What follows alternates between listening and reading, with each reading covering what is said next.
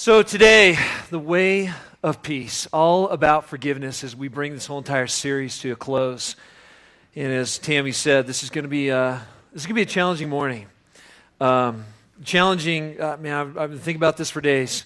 It's probably one of the hardest times I've had to prepare, and I think it's going to be a real challenge for your heart as well. So, just want to kind of prepare you a little bit for that. This is a really tough topic when it comes down to forgiveness. So before we get started, there are some tools that you need. There's going to be some stuff that you're going to actually need to have in your hands. So make sure that you have a pen. Just grab one really quickly. Make sure that you grab that little white card underneath your chair. We're going to actually use that in just a few moments. So you're going to need to have that. And then I would really encourage you, say this all the time, would just encourage you to grab your program. I'm going to give you some thoughts. I know we don't normally do this, but there's going to be some notes on the screen.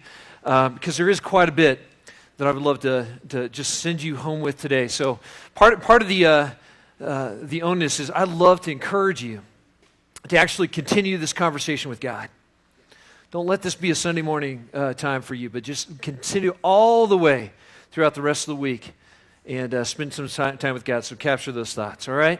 As we talk about forgiveness,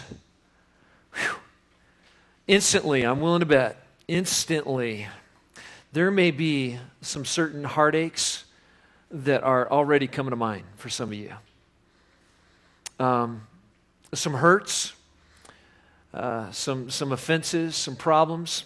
And probably coupled along with that, as soon as I bring up the topic of forgiveness, there may be some anger that just automatically, there's just kind of a pushback on that word for you, just because of some of the experiences you may have had in life. And so I want to acknowledge that right away. And even if the offense that has happened to you, and again, let me just clarify what we're talking about. Is, people offend us all day long, and cut off in traffic and this and that. The type of offense we're talking about today are some deep-seated wounding going on. And as I look out of the crowd and know you guys and have been doing life with you, and we share coffee together, there's some pretty deep wounds that are represented here. And even if it was 20 years ago or longer for you, some of you would say, man, that hurt is still incredibly fresh. As soon as I start to think about it, it's like I can kind of wince as if it was yesterday. What that person did to me, how they mistreated me. And I think that all of us could agree here that each one of us, to some extent, have been on the receiving end of that kind of pain. Because here's the deal. If you're sucking air and breathing here on this earth and living life, you will experience the pain of relationship and disappointment and frustration and hurt in relationships and let down and being stomped down sooner or later in your life. You will. Whether it be from a friend or a spouse or a father, mother, it happens. Or it could actually be somebody in this room, actually right here, K2, that may have inflicted some kind of wound on you. And so this morning, to prepare our hearts for that, I'm going to challenge you to do something incredibly risky. This is going to be very, very bold. And some of you are going to be incredibly uncomfortable with what I'm about ready to ask you to do. And I totally recognize that. As soon as I started talking about forgiveness, some of you probably got a name that came to mind. A person, you're seeing a face right now of somebody that maybe has hurt you deeply, has offended you, that you're still kind of carrying some wounds, from. And it could have been last week, a year ago, way back, 20 years, whatever it might be. But I'm willing to bet almost everybody in here has got some face in their mind. And here's the risky thing I'm going to ask you to do. And you don't have to do it, but I really, really would love you to consider it, is to take your card right now and to write that name down. Now, here's the deal. Here's the deal. There are people sitting next to you, and that person actually might be sitting next to you. I don't know. And so you may not want to write their name. You can write any code word you want, like squirrel. I don't know, whatever. I don't even know where that came from. You can draw symbols if you want. Be like, I don't know, it's hieroglyphics or whatever. You can do whatever you want to protect the innocent, and just keep it between you and God, but symbolic? Would you do that right now? Just go ahead and write something down. And it might be a situation if you want to write, but a person, a name of a person, write it in code if you want. I'll just give you just a real quick second to do that. And then I really want you to keep that in your hand. Don't set it down. Just keep it with you as we talk through the rest of this morning. There are some of you in here, I know, that are just having a really tough time forgiving. It's hard. It is hard to really, truly forgive people of offenses. And that's what we're going to be talking about this morning. Because I know some of the thoughts that may be going through your mind already is, I could never forgive that person for fill in the blank, for what they did to me. I'm not sure I've got that in me to forgive them. I'm not sure they deserve it, maybe is what you're saying, too. And it's really, really, really hard. So as we track down this topic, first I want to start with some misconceptions and some myths about forgiveness. If I were to ask like 10 or 15 of you, define forgiveness for me, I would get a lot of different definitions back. So I just want to kind of pull back the layers a little bit and kind of say, what are some myths of forgiveness? What is forgiveness not? What does it not include? Because there are some concepts that are just not true. So here's a few that I'm going to give you. Feel free to write these down so you can ponder them later and ask yourself whether or not you've actually bought into this myth. And I'll just give you a quick three. There's a lot of them, but here are probably the top three. Forgiveness is not, if you want to write down a keyword, you just write down the word condoning. Forgiveness is not condoning what someone has done to you. So when I forgive somebody, I'm not condoning the action. And I think sometimes we don't forgive because I feel like if I forgive you, then somehow I'm just saying it wasn't that big of a deal, right? It doesn't kind of feel that way sometimes when you finally end up forgiving somebody. You feel like, wait, does this mean that it wasn't a big deal? Does this mean that I wasn't hurt? Because I was hurt. Does it mean that, this was a small thing? And that's a myth. That's not true. Because deep wounds, when people hurt you, are a pretty big thing. It's not a small thing. There's pretty big hurt sometimes. So, I guess another way to say it is forgiveness is not just simply ignoring the seriousness of the offense. It's not just ignoring how serious it was and how you were wounded and how hurt it may have been. That doesn't even have to do with forgiveness, all right? Here's the second myth. So don't buy into that one. Here's the second myth about forgiveness.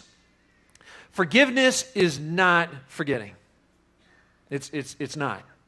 And we like that little tiny phrase, right? That little catchphrase, and you heard it from your mom, right? And you've probably even said it to your kids. We just say it all the time. Forgive and forget. Good. You've heard it too, right? Forgive and forget. And you know what the only problem is with that sweet, just beautiful little cliche? Do you know what the problem is? You can't do it. You can't do it. Oh, great. Good. So thanks, Mom. I appreciate that. Thanks, Grandma. I appreciate the wisdom. I can't do it. I can't forget. And again, we're talking about some deep wounds, some things that are very difficult for me to forgive or for you to forgive. So how do I do that? Because it doesn't work. And so sometimes it feels impossible to actually forget what someone has done to me. Do you remember that great scene at the end of the first Raiders of the Lost Ark? Do you remember? Oh, it's the one that frustrated everyone because they finally found the ark, right? And then they boxed it up, and what did they do with it? They carted it off into a warehouse, and everybody in the theater's like, no! Must be a sequel, right? And it carts into the warehouse, and there's all these boxes and everything, and it just gets lost in there, right?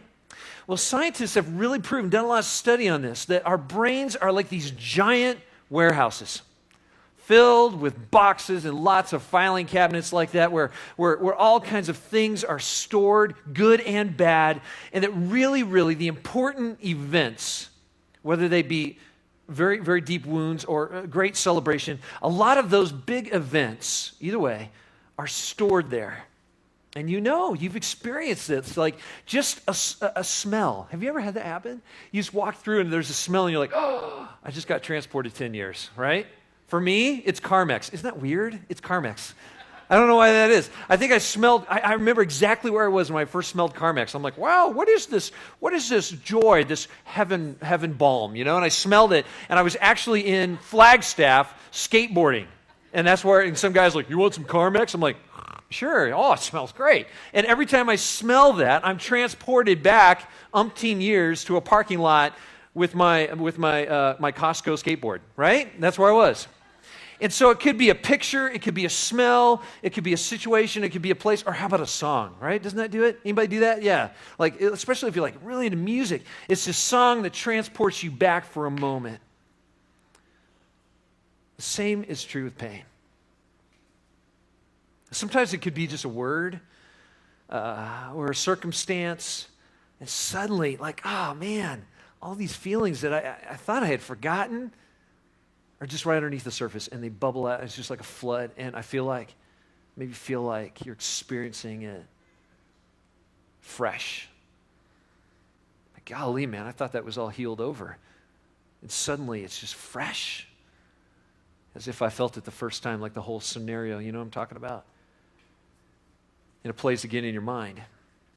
So this myth of forgiving and forgetting, it doesn't work.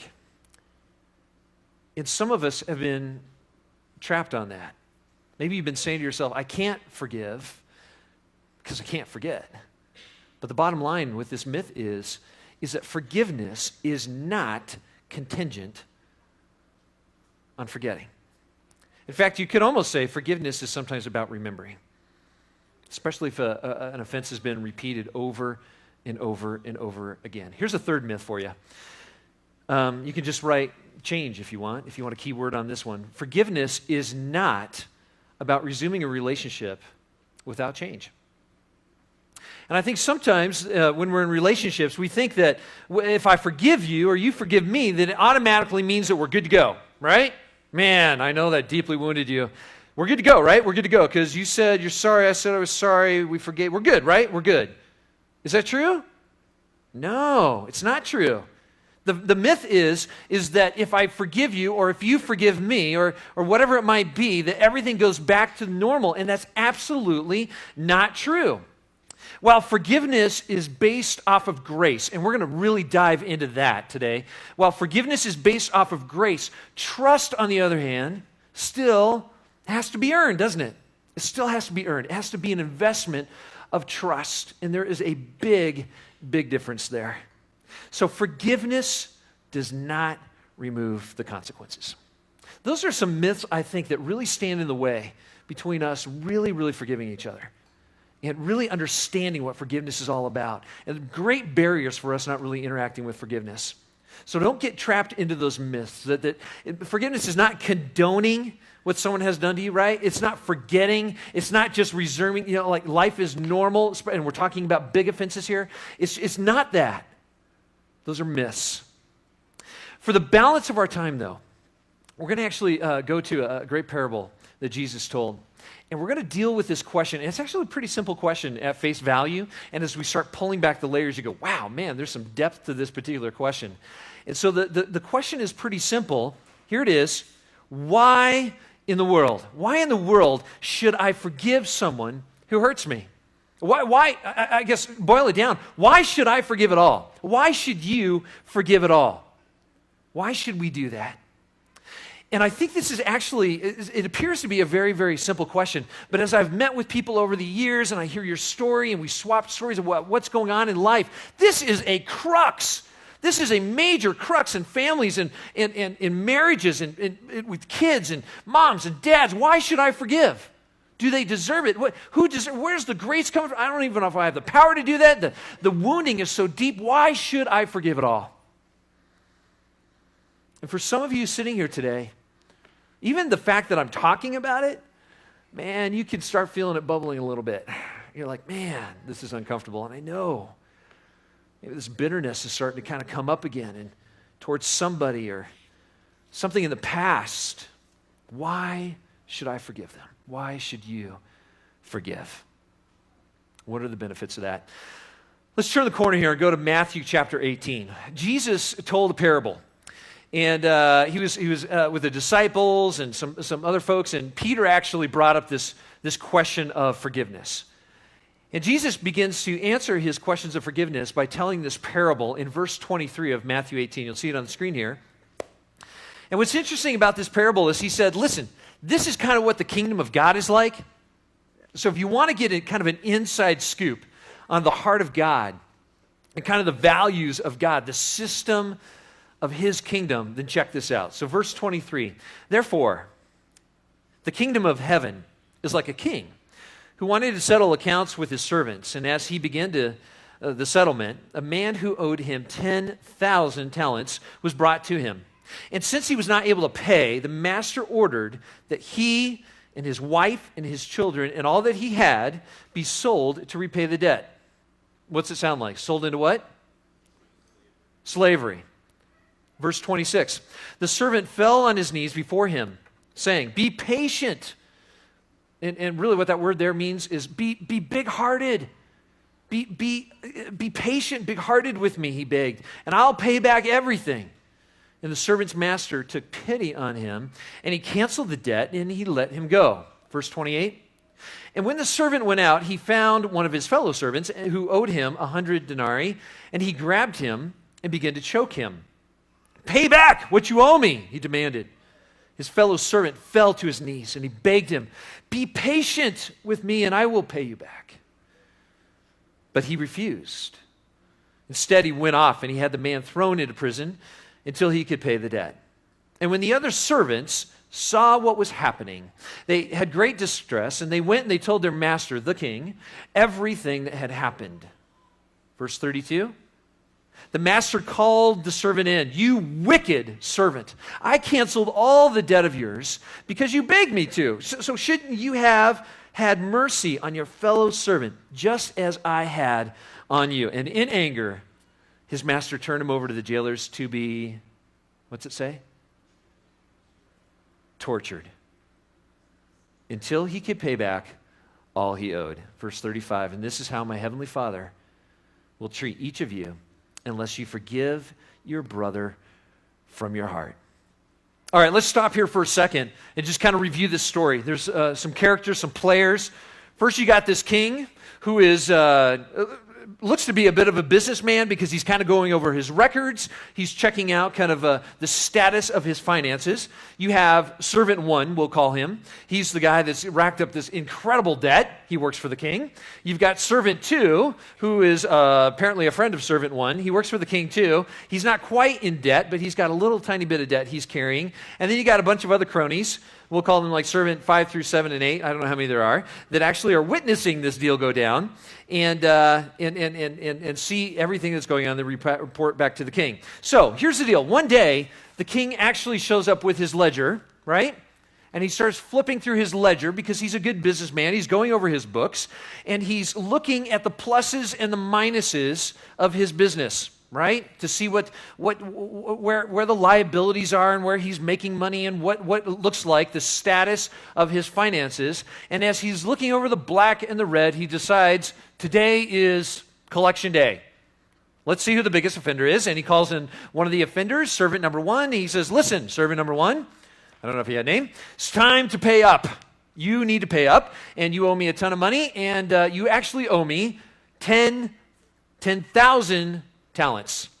All right, I have no idea what that is. Anybody know what that is? All right, good thing we have a slide. So here's 10,000 talents right here.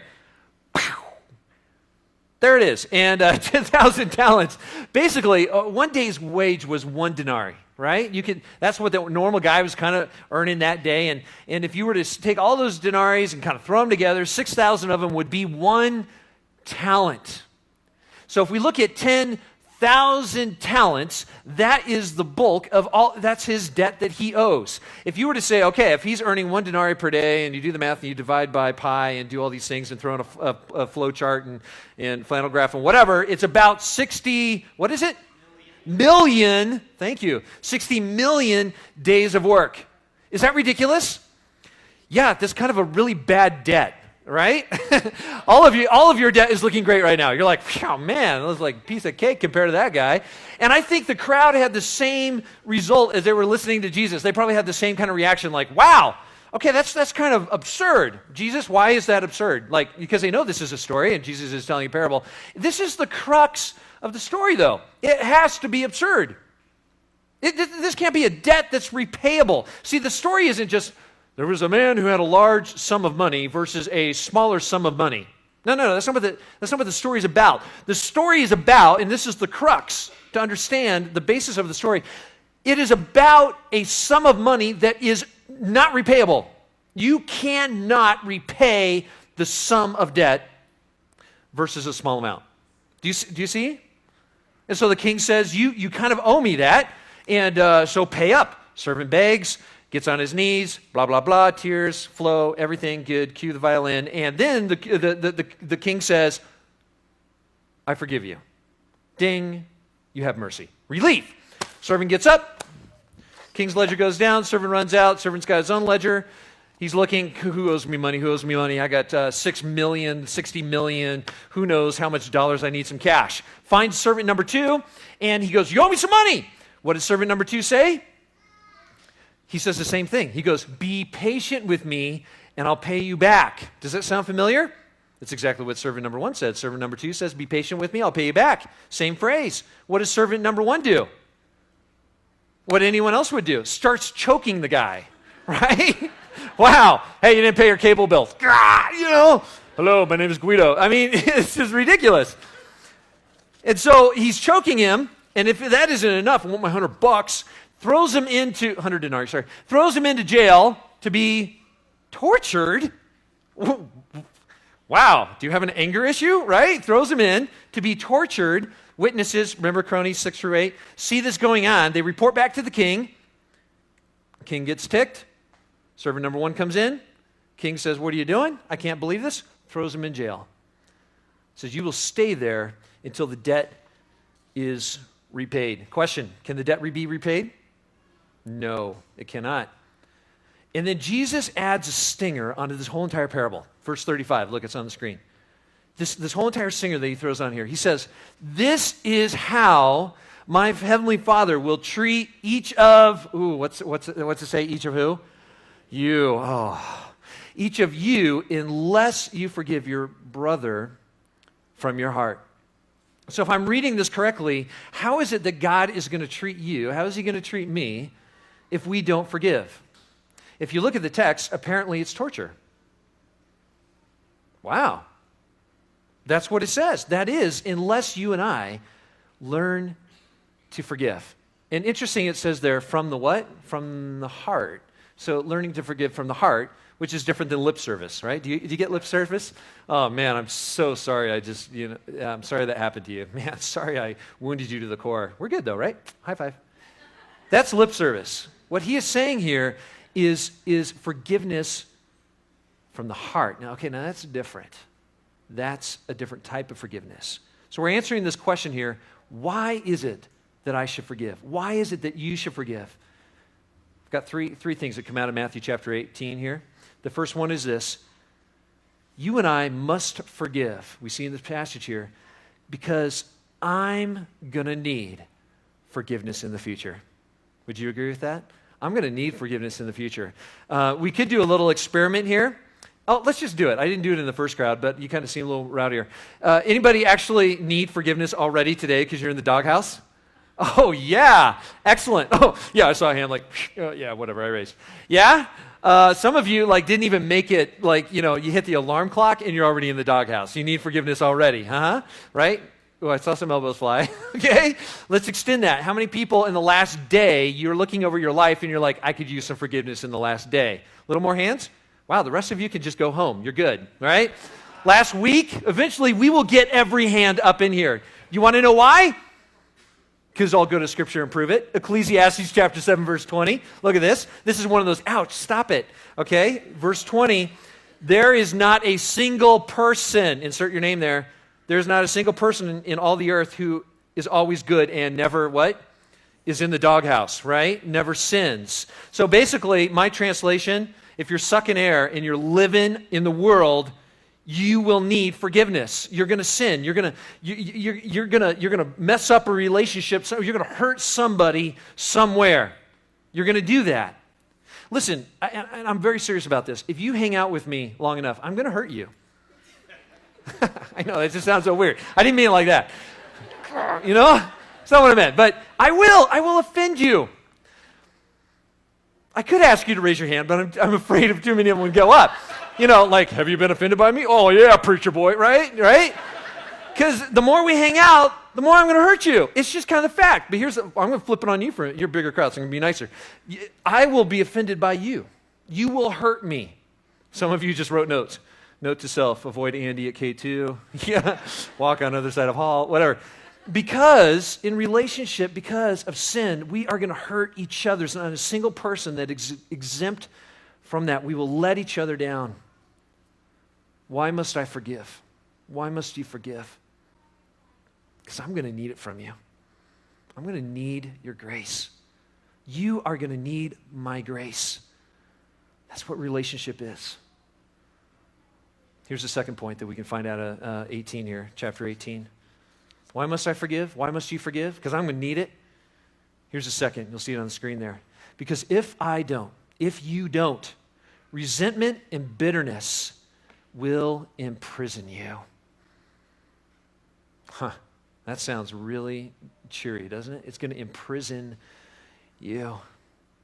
In fact, maybe you've noticed this in your own life, that when you don't forgive somebody that you're in a relationship with or at a relationship with, it always seems to hurt you more, doesn't it, than the other person. They've hurt you. You haven't forgiven them, but you're kind of wondering why they've moved on. Like, man, shouldn't they be a little bit more like, sorry for what they did? Looks like they're just kind of moved on. They're having a time of their life, and I'm sitting over here in pain. And when I don't forgive somebody, when you don't forgive someone, it always ends up hurting you much more than the other person.